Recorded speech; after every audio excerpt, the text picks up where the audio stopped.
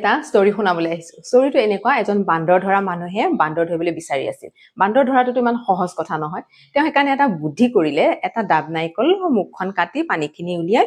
সেই ডাব নাৰিকলটো ফুটা কৰি তাৰ ভিতৰতে বাদাম আৰু কল থলে আৰু সেইমতে কাম হ'ল বান্দৰে বাদাম আৰু কল দেখি বান্দৰ আহি হাত ভৰালে সেই ডাব নাৰিকলটোত আৰু মুঠি মাৰিলে বাদাম আৰু কল মুঠি মাৰাৰ লগে লগে এতিয়া ডাব নাৰিকলটোৰ পৰা হাতখন নোলোৱা হ'ল আৰু লগে লগে চিকাৰীজনে সেই বান্দৰটোক ধৰিলে যদি বান্দৰটোৱে মুঠিটো খুলি দিলে হয় সি মুকলি হৈ গ'লহেঁতেন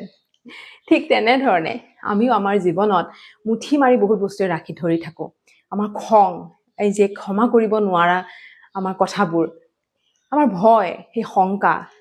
আৰু shame guilt এনেকুৱা বিভিন্ন ধৰণৰ নেগেটিভ ইমোশনছ আছে যিবোৰ আমি ধৰি থাকো আৰু আমিও জানো সেইখিনি মুকলি কৰিলে আমি নিজেও মুকলি অনুভৱ কৰিম ভিতৰৰ পৰা